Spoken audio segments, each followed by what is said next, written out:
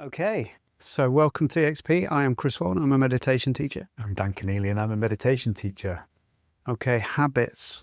I think we're both quite into this topic, aren't we? Sure. Where do you want to start?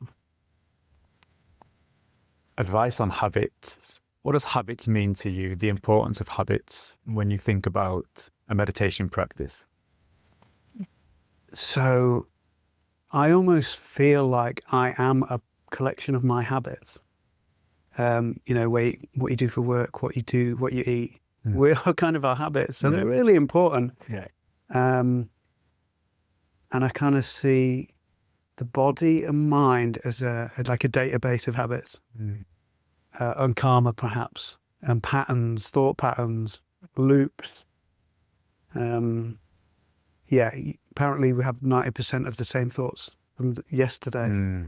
So it's us keeping thinking about them. If we didn't think about them, they'd evaporate, wouldn't they? Yeah. So we keep our problems and our habits going. To be able to look at them with meditation, amazing. I've definitely been able to work with some of my habits. And how about yourself? Meditation been giving you? How's it kind of helped with yourself or with people you work with? Yeah, personally instrumental in maintaining habits, recognizing habits. Really interesting point that you made, I think, on habitual patterns. I think thinking about habits, the people think as habits as just eating habits and exercise habit, those kind of lifestyle routines that people have. Whereas in actual fact, it's a lot wider than that. And it can be those habitual thought patterns that keep us locked in, repeated behaviors, positive and negative. So habits is a really wide topic. That's not just about what do I do day to day in terms of my routine and lifestyle, but how do I approach my routine and lifestyle? How do I approach decision making as well? So what's your relationship with habits as well as the habits themselves in a way? Well, meditation's really helped me have that self-awareness to recognize which habits serve me and which habits don't serve me. I think once you feel the benefits from a meditation practice, in my experience, you go in this direction of progress. You go in a direction of things that kind of go in my way more so than they used to. And maybe it's meditation that's having this silent impact in the background. So these new decisions that I'm having around lifestyle, I'm going to keep on going. So it's almost like a domino effect. It's why I really encourage people to think about why they want to meditate in the first place, or why they want to get into mindfulness, or why they want to get into something that requires a little bit of inner work. And then look at those reasons as to why you're doing this, and then have some self-reflection on your progress, because we can all have ups and downs when we start a new practice and doubts. But self-reflecting on progress and maybe your mindfulness or meditation practice is having that knock-on effect in the background, and that shows you that you're going in the right direction. And it's incredibly powerful tool for working with the habits. I want to get into that in a minute. You're just making me think how often people come to want to learn meditation because of their habits, or feeling a prisoner to the habits. I'm not going to bed on time. My thoughts and my emotions are going in a loop. I can't stop it. So it's the habits that have brought them to this curiosity in meditation. So they're obviously seeing something in it that can help with that. And it's not always spelled out that meditation can help with habits. So I wonder if there's perhaps something people are drawn to it. They just instinctively know. There's probably something in here that if they have a bit of peace, they can probably find space to work on those habitual parts of themselves. 100%. 100%. The biggest one I hear at the minute is people scrolling. People. Nobody wants that. Nobody wants to scroll on their phone, but everybody scrolls on their phone. And people realize that meditation helps you connect with yourself in a really kind of profound way and deep, or it has the ability to. And you suddenly realize that you're no longer looking for validation or stimulation from what's lying around you, because you've realized that there's an element of stimulation or validation that can come from within. And that's going a little bit deep. But it's definitely true that people have that, I'm looking at my phone less. Yeah. And I started to meditate 2 months ago. Yeah. You know, maybe there's a connection. Well, yeah, maybe there is. Yeah, I can bring this back to the database analogy. So if your habits are like, if your body and mind are a database of your habits and patterns, meditation might be just not accessing the database or not putting more stuff in, not going on your phone. Yeah. Just have a time of slowing the operating system down by meditating. And generally, something will tend to happen at a certain point where the database sort of fixes itself, right? It just expunges some programs. So if you, at some point during meditation, you would probably stop that thought loop about, I don't know, a stress you have in your life, on someone that's upset you ages ago. At some point in meditation, you'll be like, why am I doing that? I've had a bit of distance from it now. And it's like the database kind of cleaning itself. So meditation giving that slowing down element. Because patterns and habits they come quickly. They're very efficient in a way. They do kind of serve a purpose. It might be to avoid feeling a certain way, and we eat or go on the phone. But they do serve a purpose, and they're very efficient in a way. So to slow it down, you can kind of deconstruct the elements of it. But I do think there's a kind of part that kind of happens on its own, the higher self or the body cleaning it, and body and mind cleaning itself out.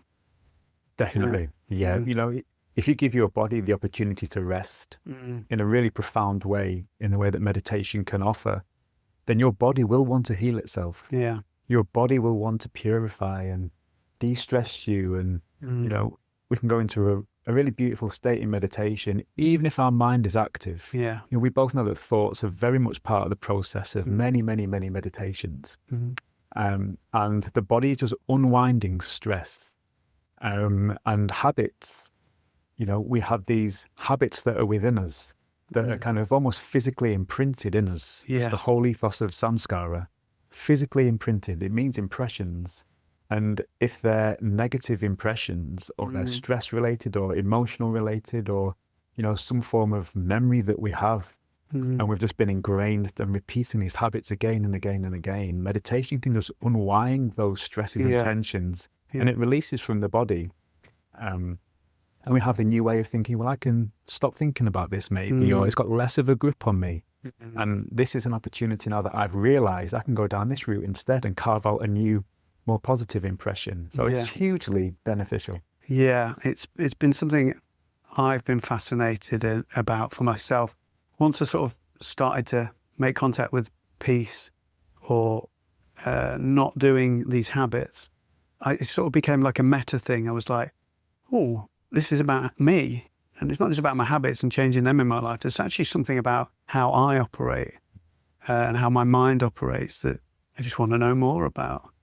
And yeah, in the mindfulness sort of, in the mindfulness way that I work with, kind of deconstruct the elements of a feeling and a thought. So that's the slowing down allows you to sort of go, oh, there's a feeling. Oh, I'm worried. Is that worry? Is it in my chest? Oh, it's moving around. Sigh, it's gone. Or oh, it's gone into a thought. Am I hearing the thought, or am I seeing an image? So like, there's a slowing down element, but also a deconstructing part, which I really like. But I think that deconstructing happens kind of naturally anyway. Whether you do whatever type of meditation you do, this kind of becoming the observer a little bit, stepping back from these doing patterns. It just sort of happens automatically in a way. What you're describing is the process of becoming self-aware, but actually getting involved in the process. Yeah. So not hoping that self-awareness is an outcome of a meditation and you just hope it comes to you, but you're initiating that act of becoming more self-aware by getting in between the components of what you're feeling and, as you say, deconstructing it to recognize it for what it is. I'm going to break it apart myself and figure out, is there an alternative way of putting this back together? It's really wonderful. It is. Okay, so if someone's wanting to work with habits, what would be sort of some initial advice that you give?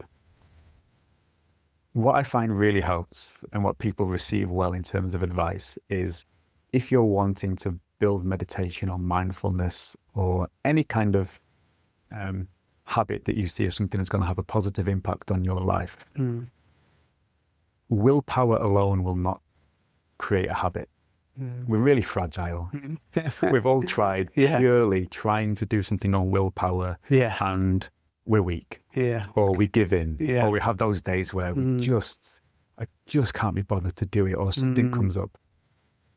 I always say to people, have intentions and not rules with habits. I have the intention to meditate every morning rather than I am going to meditate every morning. Because if you say to yourself, I'm going to meditate every morning, that's my rule from now on, and you don't meditate, then automatically you tell yourself, well, I've not achieved that, I've failed. Why did I fail? I'm weak. And then those internal monologues of self-criticism creep in, however severe they may be. And our nervous system can't tell if criticism from ourselves or from other people, it doesn't differentiate. It just treats it as an attack, and that can spike our nervous system. So being self-critical, it's really, really impactful on our motivation. So willpower, it just doesn't work. So have an intention, because even if you say, I have the intention to meditate, and something happens and you don't meditate, you still maintain the intention. You haven't broken that intention, so you haven't failed. So you can't fail if you have an intention to meditate.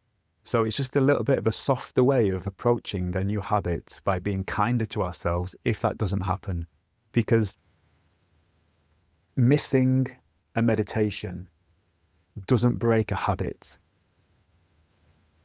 The consistency is in the returning to a habit. Yeah, I like that. Yeah. And that's a really nice attitude. It just softens that part of the process where we're trying to form a habit. In those early difficult days, we've all been there. I don't respond well to being told what to do, even especially if it's myself. So if I put in the calendar and it gets around to that day, I'm like, meditate, what? Shut up, Chris. Like, we all have a to-do list with numerous things that haven't been ticked off. It happens all the time. So really important, missing a meditation doesn't break a habit. Consistency is the returning. And that, with the intention to meditate, I think is a nice soft way for people to say, I can approach this new habit with a little bit of self-compassion. And that's really needed when you start something new. And I would invite people to bring curiosity to that, because then you might already have a habit involved in this new habit of meditation. If your habit is to give yourself a hard time because you don't do it, that's a habit you could look at. If you practice meditation and in the first 5 minutes you're like, I'm not getting anywhere, that's a habit to get frustrated and to put expectations. So I hope that would invite some people to bring the curiosity to be like, actually, I do have some habits there I can work with. And I totally love what you say about having the intention.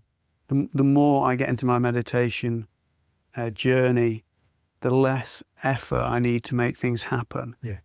And I've gone from, like, in the past saying, like, I'm not going to drink on Friday, I'm not going to smoke on Friday or whatever, and just saying that to myself all week. Well, guess what happens on Friday? Because I've kept it so alive in my mind, given it so much emotional fuel. But as I get through the journey and let go of some of that stuff, I won't be thinking about drinking. I'll be thinking about what I'm doing on Saturday morning. And that'll just flow through without effort. And it just takes the pressure off. Wonderful. So a little positivity, a little invitation around habits. Just have a think. You might have some habits that you don't value at the moment, but you are consistent. Like brushing your teeth.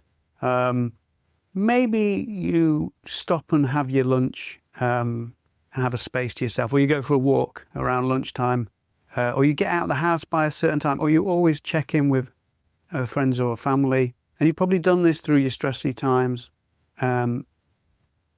But we don't realise the resolve that we have in these simple things because they're habits now. So don't overlook them.